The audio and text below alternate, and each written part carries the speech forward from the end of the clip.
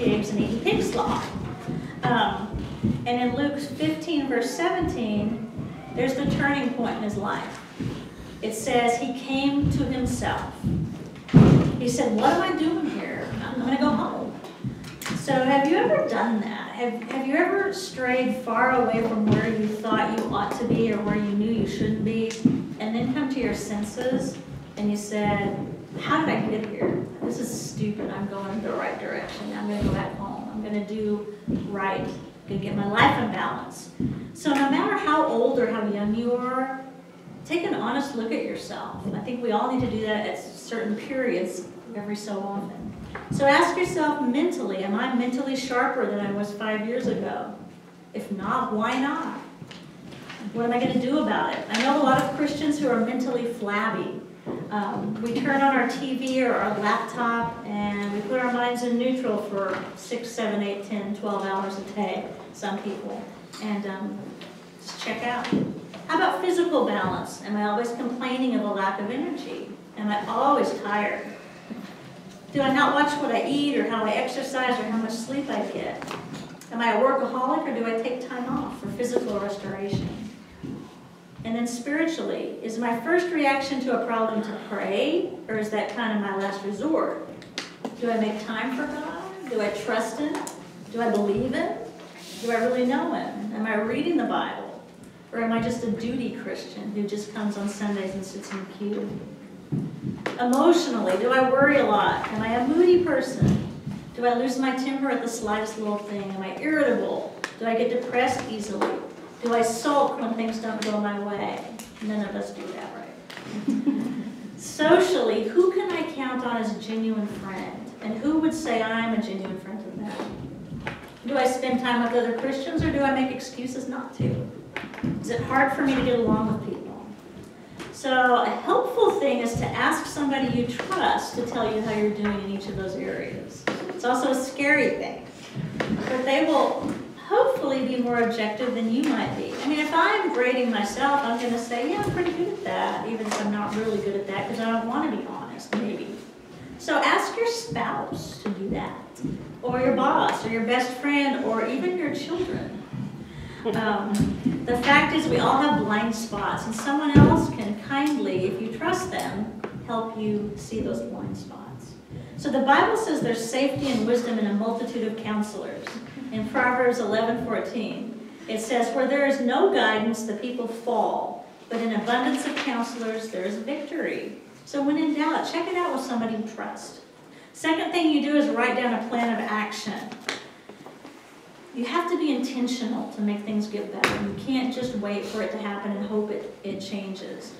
And that's a big thing with me too, is you have to be intentional to make things happen. Do things on purpose. Ephesians 5:15 says, be very careful then how you live, not as unwise, but as wise. Ephesians 5:16 says, make the most of every opportunity. Well, how do you do that? You plan for it, you prepare. So when an opportunity comes your way, you're ready to take advantage of that. Don't just prioritize your schedule, which we kind of do. We say, okay, what has to be done? Well, let me prioritize that. So don't just prioritize your schedule. You need to schedule the priorities because they tend to fall and get neglected. And Satan loves to neglect our priorities. Is your marriage suffering because you don't have time for each other with the kids and their activities? Schedule time for your spouse. Or and when you do have kids, especially little kids, it's really difficult to make the priorities at the top of your to-do list. But you got to do that or those things don't get done because whatever screams the loudest gets the attention. We're creatures of habit, and to grow and improve, you have to replace the habits you've got that aren't working out with some different ones. You can't just take those away, or it's like a vacuum. It'll just suck those right back in, and you'll do the things you've always done. Step 3, don't expect perfection as you're working on these things. It's easy to get discouraged when you look at your life and start to make some changes, because sometimes we don't do a great job at changing. And what you need to remember is that you're not going to be perfect. It's going to be a few steps forward, a few steps back. And the key is that you keep going, you keep trying, you don't give up. You don't get extra points for coming in the fastest and the most perfect. And so if things don't happen when we think they should, we get discouraged. And that's a human nature thing, but it's not always reasonable or realistic. Step number 4 is very important. Establish Christ at the center of your life. If you look back at your life wheel thing, there's a blue circle in the middle. Okay, you guys see that, or do you remember seeing that? Well, that's where God needs to be. Okay, that's where Jesus and his teachings go. We don't, even though there's a spiritual slice on that pie, we don't want to compartmentalize our spiritual life. God has to be more than just another section on that wheel. Just like a wheel has to have a hub at the center, life has to have something to center on. You're always going to be out of balance until you put something in the middle there, the right thing. So, and every single one of us has something in the center of that wheel. We all make decisions every day about how we're going to use our time, what we're going to focus our thoughts on, and it's going to depend on what's at the center of that wheel. So in a wheel, all the power comes through that hub, and then it's dispersed out through the spokes of the wheel so that power's, distributed. And likewise in your life, whatever you've got in the center is going to filter out through every piece of your life. And you're not necessarily conscious of that. You don't go, oh, Christ is in the center of my life, so therefore I'm going to do this.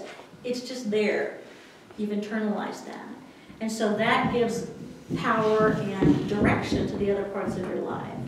Jesus says in Matthew 6:33, seek first his kingdom and his righteousness, and all these things will be given to you. So he was saying that we don't need to worry about the stuff that we need. It's going to be taken care of. Don't worry about tomorrow. God knows what we need, and he's going to make sure we got it. He's going to make sure we have the things that we need. If we put God at the center of our wheel and seek his kingdom as our first priority, all that stuff just kind of seems to work out fine. Just get your priorities straight. Sometimes I hear people say, okay, I've got all these problems and my life is falling apart. How can I get it all back together? And so what I have to ask them is, well, do you want to know what the glue is that holds all of your life together? So Colossians 1:15 says, the Son is the image of the invisible God. We don't see God. We have Jesus to reflect God. We have the Son so we can see the Father. And the verses following in Colossians 1:16 and 17 says, for in him all things were created, things in heaven and on earth, visible and invisible, whether thrones or powers or rulers or authorities, all things have been created through him and for him. He is before all things, and in him all things hold together. There it is. So if your life is falling apart, maybe it's because Jesus isn't at the center holding it all together. Colossians just said it's in him all things hold together. So both in your attitude and in your circumstances, as your life lines more up with God's plan and intentions, things start to get better. And things start to line up with him if he's in the center, filtering through all the different aspects of your life. So don't forget that God views time differently than we do. We get so frustrated when things don't go fast enough in our opinion, like the building project. I try not to get annoyed with people as they complain about how long it's taking, or oh my gosh, another delay. And it's like, you know what, stuff like that has problems all the time. So just expect it. You know, it's going to happen when it happens. It's going to be a blessing, and then we can either focus on the blessing to come and the work to do in the meantime, or we can focus on how frustrated we are that it didn't happen when I thought it should. God's timetable is different than ours. And Satan loves it when our energy is focused on being frustrated with how things aren't going the way we think they should go. Okay? So it's a huge lesson. And you will reduce so much stress if you stop worrying about that and just see what's God putting in front of me right now. What's my next task? We still have the big picture, but stuff's going to happen. So the bottom line in finding balance, Jesus Christ wants to be the center. You can start over, you can have a new beginning, you can have a clean slate and get your personal life in balance, but you have to do that on purpose. It doesn't just happen to you. So that's kind of all I got for today. Tomorrow we're going to start, well, whenever they send the kids down, about 6:30 or 6:45, and we're going to talk about boundaries with others and with yourself. Did you know you have boundaries with yourself? And did you know God has boundaries? He does. He's got some pretty amazing boundaries. And that Jesus was a pro at setting boundaries. So if you want to find out about that, you'll have to come back tomorrow. So that's all I've got today. Thanks.